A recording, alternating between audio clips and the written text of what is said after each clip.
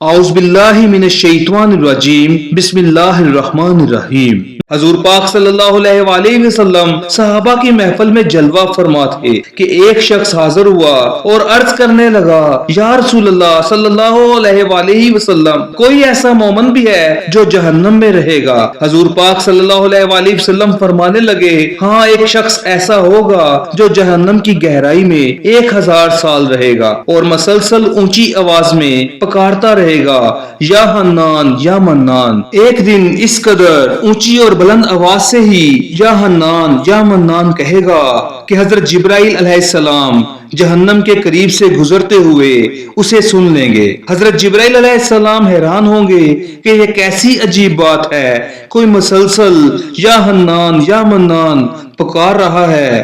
حضرت جبرائیل علیہ السلام عرش کے سامنے حاضر ہوں گے اور سر سجدے میں رکھ کر خدا کی تسبیح بیان کریں گے تو اللہ فرمائے گا، اے جبرائیل علیہ السلام سر اٹھاؤ۔ جیسے ہی حضرت جبرائیل علیہ السلام سر اٹھائیں گے تو اللہ فرمائے گا کہ بتاؤ جبرائیل، کیا عجیب دیکھا؟ آج تم نے حضرت جبرائیل علیہ السلام عرض کریں گے، اے ہمارے رب، میں نے جہنم سے آتی ہوئی ایک آواز سنی ہے جو کہ کسی گہرے گھڑے سے لگ رہی ہے، کوئی پکار رہا تھا، یا حنان یا منان۔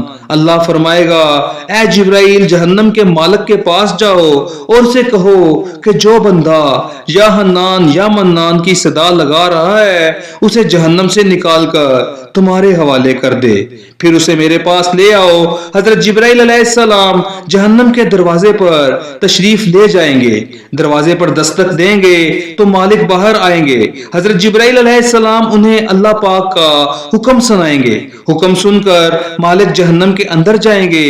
حضرت محمد صلی اللہ علیہ وآلہ وسلم نے فرمایا، جیسے ماں اپنے بچے کو پہچانتی ہے، مالک ایسے جہنم کو پہچانتے ہیں، اس کے باوجود آپ یا حنان یا منان کہنے والے شخص کو تلاش نہیں کر پائیں گے۔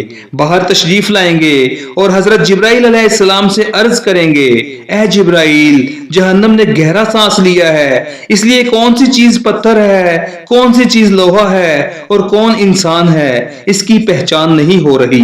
حضرت جبرائیل علیہ السلام پھر اللہ کی بارگاہ میں سجدہ کریں گے، اللہ تعالیٰ ارشاد فرمائیں گے، اے جبرائیل سر اٹھاؤ، تم یا حنان یا منان کہنے والے کو کیوں نہیں لائے؟ حضرت جبرائیل علیہ السلام عرض کریں گے، مولا، جہنم کے مالک نے معذرت کر لی ہے، کہتے ہیں جہنم نے گہری سانس لی ہے، اس وجہ سے پتھر، لوہے اور انسان کے درمیان کوئی فرق نہیں بچا، تو یہ سب جل کر کوئلہ بن چکے ہیں، کسی چیز کی پہچان نہیں ہو پا رہی۔ اللہ فرمائے گا، جبرائیل، مالک سے کہو کہ میرا بندہ جہنم کے فلاں گڑھے میں، فلاں کونے میں اس حالت میں پڑا ہوا ہے۔ حضرت جبرائیل علیہ السلام جہنم کے دروازے پر جائیں گے اور حضرت مالک کو یا حنان یا منان پکارنے والے کا پتہ بتائیں گے۔ حضرت مالک جہنم کے اندر جائیں گے اور دیکھیں گے کہ ایک شخص ہے، اس کے پاؤں اس کی پیشانی کے ساتھ اور اس کے ہاتھ گردن کے ساتھ بندھے ہوئے ہیں اور جہنم کے سانپ، بچھو اس کے ساتھ لپٹے ہوئے ہیں۔ حضرت مالک اس کی زنجیریں توڑ دیں گے اور جہنم سے نکال کر حضرت جبرائیل علیہ السلام کے حوالے کر دیں گے۔ حضرت جبرائیل علیہ السلام اسے عرش الہی کے سامنے لے کر حاضر ہوں گے، سر سجدے میں رکھیں گے۔ اللہ پاک فرمائے گا، جبرائیل علیہ السلام سر اٹھاؤ۔ جبرائیل علیہ السلام سر اٹھائیں گے۔ اب اللہ پاک اس بندے سے فرمائے گا، اے بندے، کیا میں نے تیری بہترین تخلیق نہیں کی تھی؟ کیا میں نے تیری طرف رسول نہیں بھیجے تھے؟ کیا میرے رسولوں نے تمہیں میری کتاب نہیں سنائی تھی؟ کیا میرے رسولوں نے تمہیں نیکی کا حکم نہیں دیا تھا؟ کیا تجھے برائی سے منع نہیں کیا تھا؟ وہ بندہ ساری باتوں کو مانے گا، اقرار کرے گا، یا اللہ، تو نے میری بہت اعلیٰ تخلیق فرمائی، تیرے رسول بھی تشریف لائے اور انہوں نے تیرے احکام بھی سنائے۔ اللہ پاک فرمائے گا کہ فلاں فلاں گناہ تو نے کیوں کیا؟ وہ عرض کرے گا، یا اللہ، میں نے اپنی جان پر ظلم کیا، جس کی سزا مجھے جہنم میں ڈال دیا گیا۔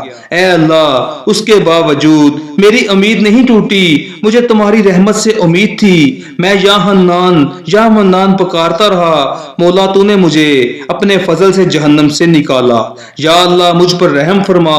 اللہ پاک فرمائے گا، اے فرشتو، گواہ ہو جاؤ، میں نے اس پر رحم کیا اور اسے معاف کر دیا۔